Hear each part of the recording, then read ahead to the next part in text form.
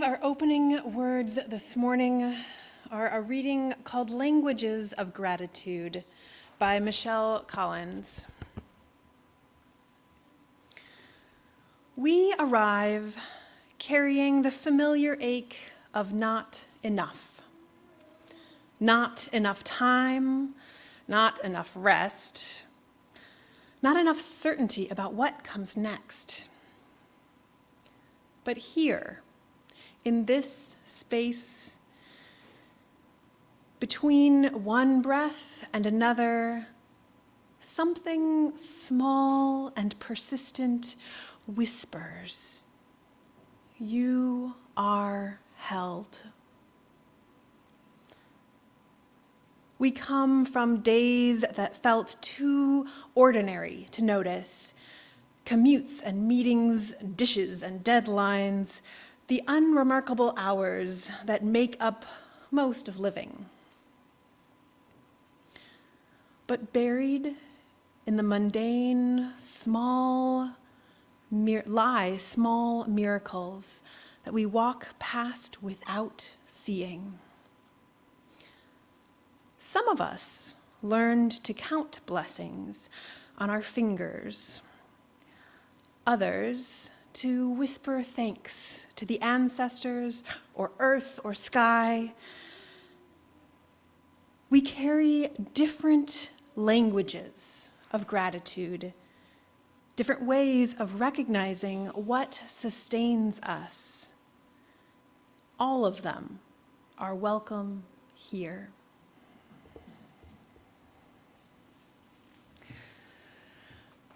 This Sunday, we are diving into our monthly theme of nurturing gratitude. And I feel like we've already started diving into that with our joys and sorrows today in a really profound way. Which also means I'm going to cut things a little shorter so that we can try and get out of here close to 1:30. I don't know about you all. Let me know if you struggle with this as well, but I struggle a lot with thank you notes. Does anybody else struggle with thank you notes, with writing them? Yes, thank you, I'm not alone. I think there's an interesting piece to gratitude that's really important to talk about when we first start exploring what is gratitude and how do we practice it. It's this idea of why are we doing gratitude practices?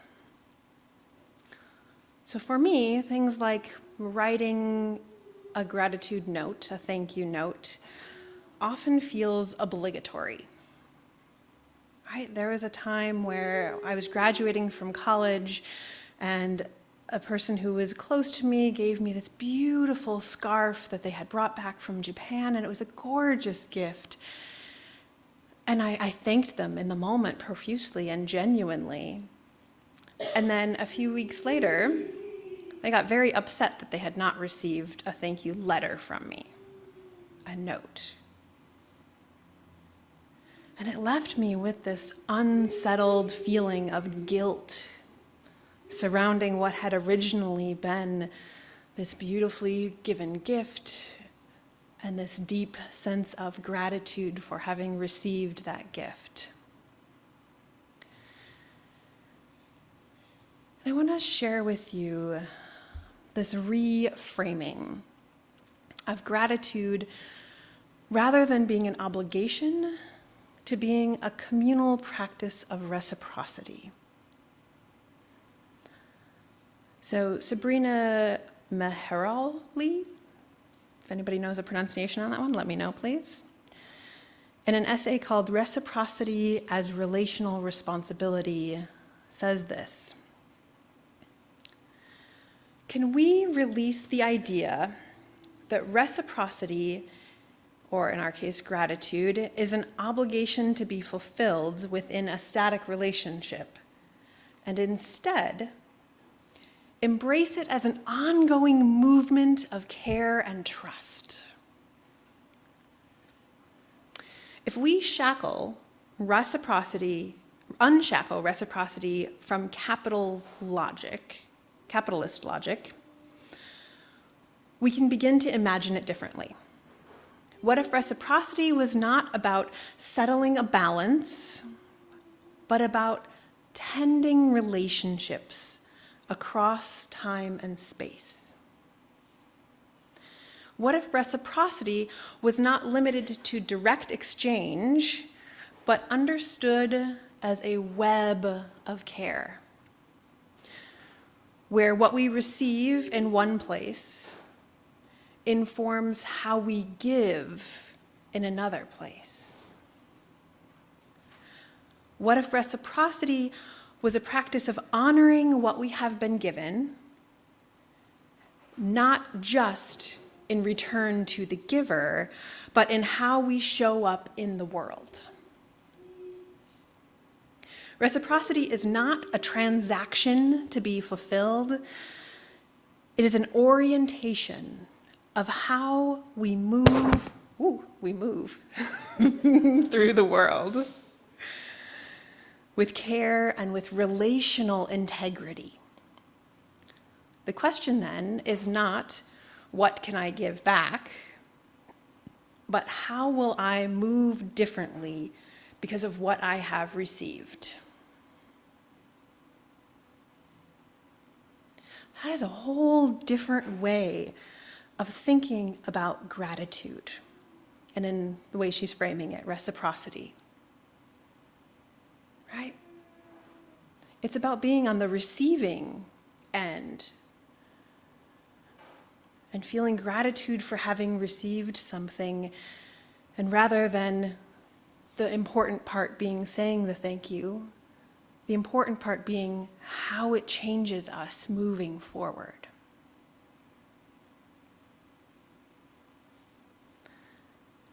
In our resource packet this month for looking at what gratitude was, I went on a deep dive down an article called The Science of Gratitude and How to Build a Gratitude Practice by Andrew Huebner. If any of you know me, which hopefully you do if you've been listening to some of my sermons, I am a stickler and love of neurobiology and how the brain works and how it works with our body and how that relates to what ancient wisdom tells us about our spiritual practices. Now, this lecture is an hour and a half, and I'm going to condense it into about 2 minutes, maybe 5 minutes. So if you're excited by this idea, I encourage you to go listen to it. We can put the link in the chat. You can email me and I can send you the link, but it's quite good. In summation, what they discovered about gratitude practices is we're kind of doing them backwards. The most effective gratitude practices aren't actually internal about listing all the things that we're grateful for, right? Which is usually how we think about a gratitude practice. I'm going to go through my day and think of all the things that, I'm grateful for my kids. I'm grateful for the leaf that the tree gave me. If any of you listened to my story this week. Instead, the most impactful part of a gratitude practice is about the feeling of having received something, of having received thanks from someone, right? So if you give someone a gift and they thank you, it's that part of it, the being thanked for having done something. This took me a hot minute to get my head around, so it's okay if you're having a moment here with this. That's totally different. So he went through all the neurobiology of this, right? If we redirect the way we do gratitude practices to thinking about a moment in which we received genuine gratitude from someone, or we witnessed someone else receiving gratitude, and we thought about the person who was receiving the gratitude and their feelings. for like a minute, maybe 5 if you want to add some breathing in there. It resulted in rapid reductions of the activation of your amygdala, so your fear center, rapid reduction in inflammation and stress hormones, potential neurocircuitry shifts over time. That's a lot of big words. It activated our pro-social system. It increases brain and heart connection and coordination, and it increases motivation. Like, this is wild. This is like a whole body shift and experience by changing the way we do gratitude practices.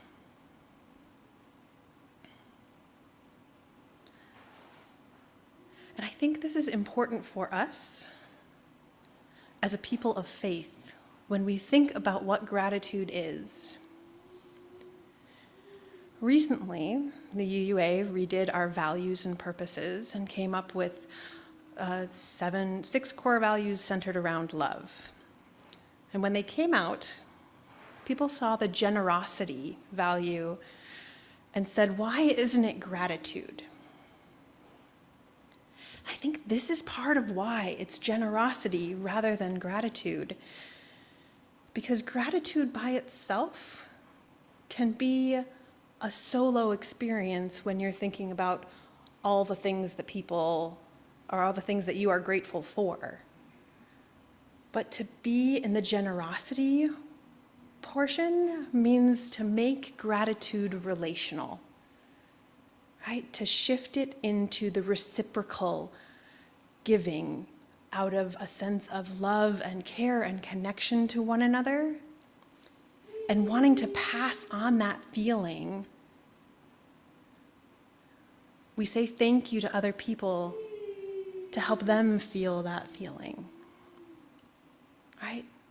The saying thank you to someone else is not for us, it's a gift for them. This is a lot, and it's convoluted. So I'm going to come back to it again in the next couple weeks as we go through stuff. But the big takeaway is about gratitude being grounded in stories about you receiving genuine thanks, or witnessing someone else receiving genuine thanks.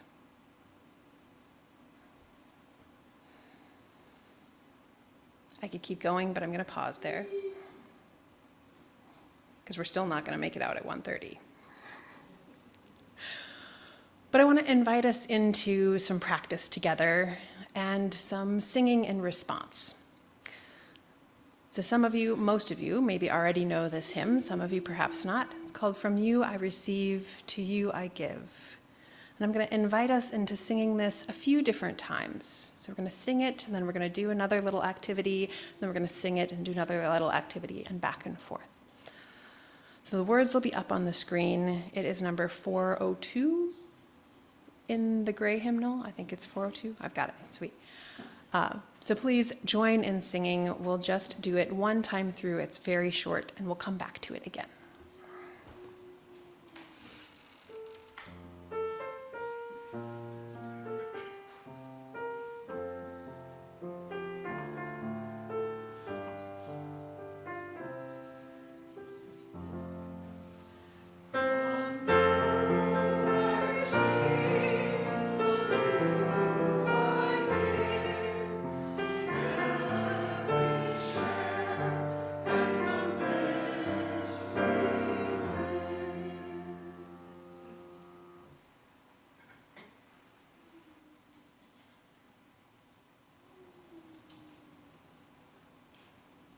You all know how much, maybe, there we go. You all know how much I love stories. If anyone would like to join me up front, you are welcome to, or otherwise the pictures are up on the big screen as well. But in this story, I want you to try to put yourself in the place of the people receiving thanks. What does that feel like? So this story is called Sally B. Writes a Thank You Note. Words by Courtney Scheinmel and Susan Verde, pictures by Heather Ross. Going this way. On Monday, there was a surprise in the mail for Sally. It was not Sally's birthday. It was not a holiday. It was just an ordinary day. Dear Sally, I made this scarf for you. Love, Grandma B. And there's a picture of them together in the summer. Mom, Sally called. I need to send a text. After 1 minute, Sally's mom was still on the phone. After 5 minutes, she was still on the phone. And 10 minutes after that, she was still on the phone. I feel a little called out. Sally wrote down her text so she'd remember to send it. Thanks, Grandma. But wait, how would Grandma know what Sally was thanking her for? I love my new scarf. It has 2 of my most favorite colors. And how would Grandma know how it made Sally feel? Outside, the wind was blowing. It was the perfect time to have a new scarf. The whole letter. Thanks, Grandma. I love my new scarf. It has 2 of my most favorite colors. It makes me feel cozy. Every time I wear it, I will think of you. Mom, I need to send a long text. That's not a text. That's a thank you note. Now, all you need to do is sign your name. I also need to add some swirlies, Sally said. Mom gave her an envelope and a stamp. I can't wait to get another package. Then I can write another thank you note. The next day was Tuesday. Sally did not get any packages, so she didn't have a reason to write another thank you note. But she did get safety across the busy street. Maybe that deserved a thank you note. Dear Miss Davis, thank you for making all the cars wait while we crossed the street. It made me feel safe, and I really like your whistle. Love, Sally. On Wednesday, there were no packages, but Sally borrowed an umbrella. Dear Bus Buddy, thank you for letting me use your umbrella. When I got home, I was still dry. I hope your head didn't get too wet. Love, Sally. Thursday was taco day at school. Dear Miss Myers, thank you for the scrumptious food. I'm happy we got to make our own tacos because I don't like beans. Love, Sally. And on Friday, her brother kept his tarantula in its cage all day. Dear Jack, thank you for not putting Cuddles on my desk or on my dresser or on my bed. I felt happy because I wasn't scared. I hope you don't do it tomorrow either. Love, Sally. On Saturday, there was another surprise in the mail. It was an envelope with lots of swirlies addressed to Sally B. She couldn't wait to open it. Dear Sally, you wrote a lot of thank you notes this week, but here is one for you. Thank you for showing me how many reasons there are to write a thank you note. It makes me feel grateful for lots of different things in my life, especially you. Love, Mom.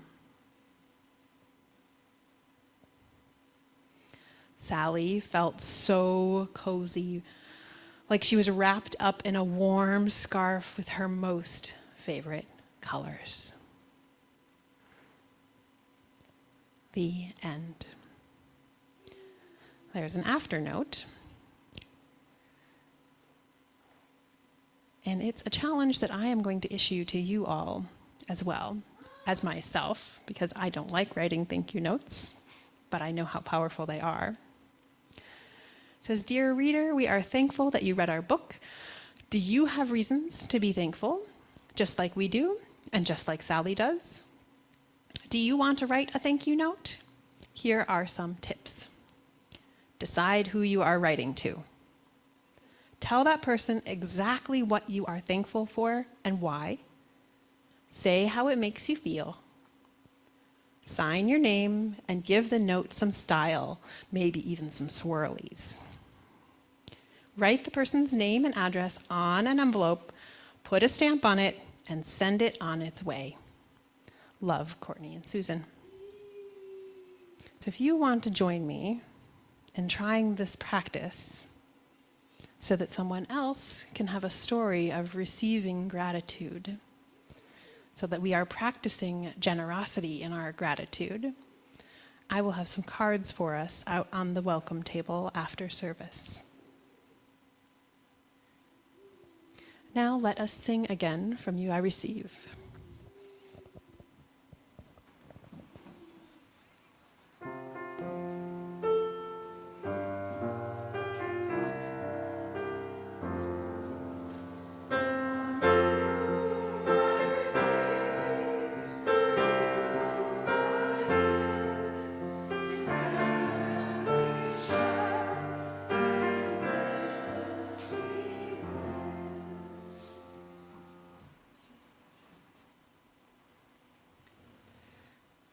I was going to squeeze in a few more practices, but I am looking at the clock going, we're not going to squeeze in a few more practices today, but we are going to squeeze in one more story of gratitude.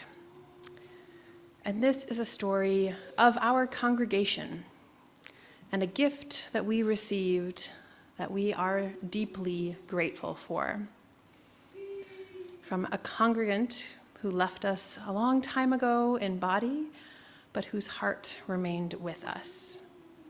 So I will invite Katie forward to come tell the story of who Rosemary Hagen was.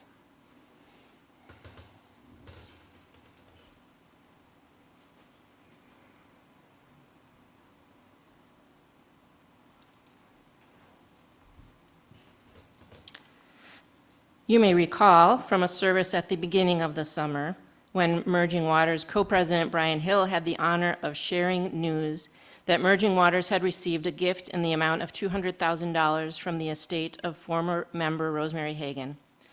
Today we want to more formally recognize that generous gift. I'll begin by sharing a little biographical information, and then our other co-president, Liz Howarth, will share some thoughts from the board. Rosemary Hagen, along with her husband Paul, were longtime members of Merging Waters back when we were still named Michael Servetus Unitarian Society, until they relocated to Florida in 1989. Friendships from their time at MSUS were treasured and continued even as they and other former members moved away from here. In Florida, Rosemary and Paul, and Rosemary alone after Paul's death, were connected and active in UU churches in Sarasota and Venice. Rosemary was born August 25th, 1924, and died on June 4th, 2024, just a few months shy of her 100th birthday. She was born and raised in Minneapolis and spent many of her adult years in the area, though she and Paul lived in New York for a time as well. Rosemary and Paul were married for 53 years until his death in 2001. During her working years, Rosemary taught English, remedial reading, and speech for 28 years to students in 7th through 12th grade. She was active in various civic groups, both here and in Florida. One of her interests was women's rights, and in 1965 she was appointed to the Minnesota Governor's Commission on the Status of Women by the governor at the time, Karl Rolvag. I did not have the pleasure of knowing Rosemary, but Marty Reckdahl knew Rosemary well and shared a few memories. Rosemary and Paul loved to travel. One year, they both had sabbatical leaves and they traveled around the whole world. When they returned the next year, they presented at Sunday morning services stories with pictures about their travels in Europe, the Soviet Union, India, Africa, and South America. One year, probably in the 1980s, there was a march on Washington in which people from all over the United States participated. Rosemary asked me to join her on the march, and I did. We got ourselves to Washington, D.C., and then joined thousands of marchers and marched a few miles all together to the Capitol. That was a memorable experience for which I'm grateful to have been involved. We were marching for better pay for women and equal rights for blacks and other minorities. It was exhilarating and tiring to do this, but it was also fun and very memorable. Rosemary's house in Florida was filled with art. Sculptures were on the walls and shelves in every room, and paintings and drawings covered the walls. So much art, beautiful art, and Rosemary had met or knew most of the artists who created all this beauty. Rosemary herself created art, and Marty still has one of Rosemary's paintings. Marty concludes, Rosemary Hagan was an astonishing woman and a wonderful friend to have. I feel very lucky to have known her all these many years. Sarah Jocelyn, who is a child of founding members Wyman and Grace Smith, remembers both Rosemary and Paul as being joyful and exuberant. After the Wymans moved to Vermont, Sarah enjoyed when Rosemary and Paul visited. Sarah summed up with, Rosemary Hagan was truly a joy. In 2019, when she was 95, Rosemary published a memoir titled Probably Up to No Good. The cover photo is of Rosemary holding a python while traveling in Peru. Ken Brennan, another former congregant who now lives in Florida, also remained connected to Rosemary, and he even received a mention in her book. From her own telling in her memoir, Rosemary was encouraged to be an independent thinker and make her own decisions from a young age. She was a person who was not content to sit on the sidelines, but actively partook in what life had to offer. At age 97, she was the subject of a Nifty Neighbors column in an article titled, She's a Nifty Nonagenarian.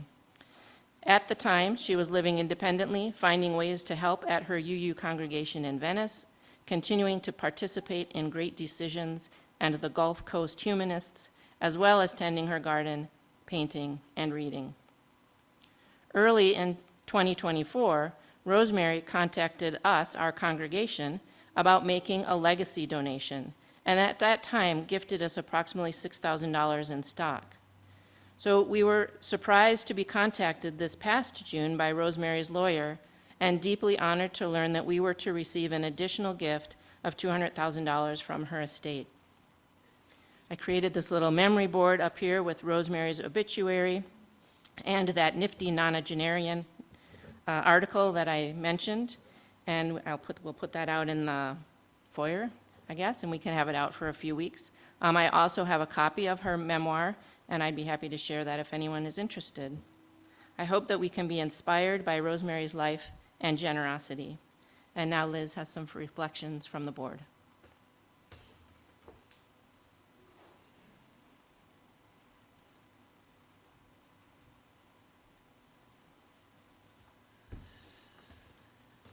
Thank you, Katie.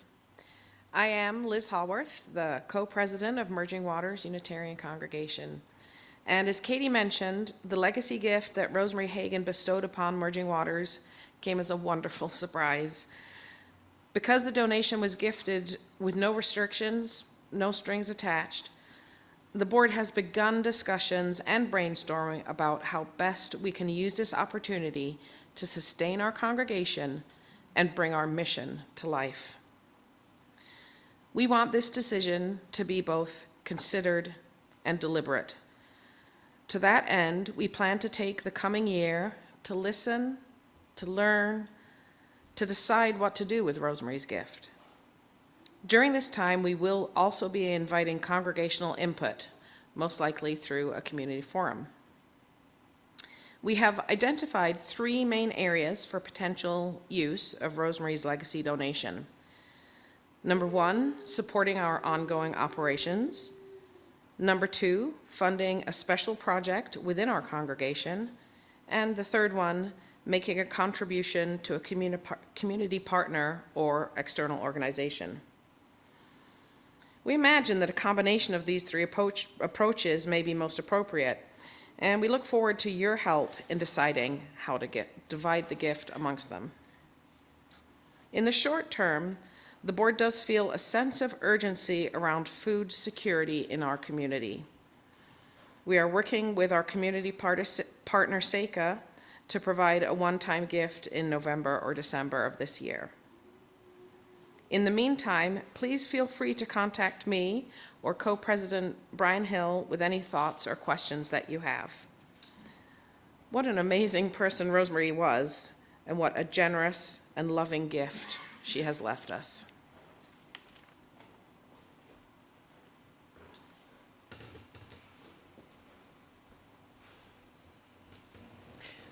Let us sing together once again. From you I receive, to you I give. This time we can't give back directly to Rosemary, but we can think about the reciprocity of gratitude and generosity, and who might that other you be that we give to?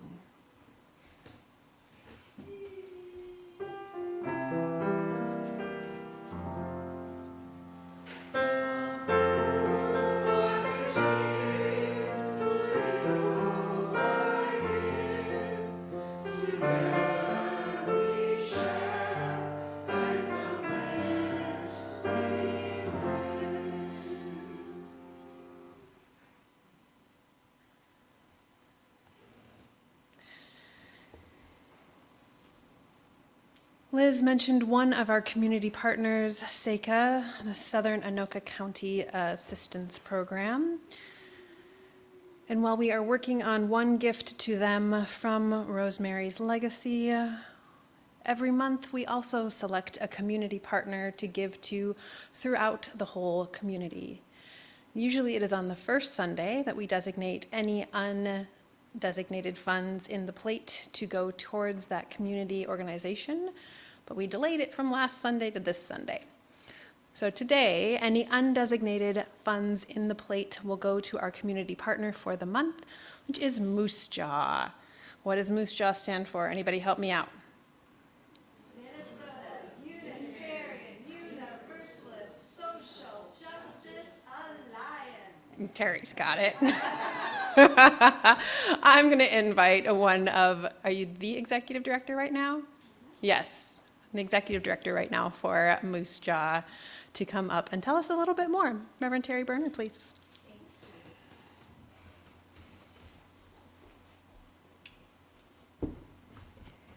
Hello, Merging Waters.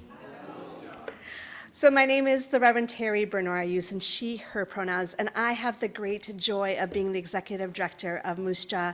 I bring you greetings from the 27 other UU congregations in the state of Minnesota and along our borders, of which we together are all in relationship with.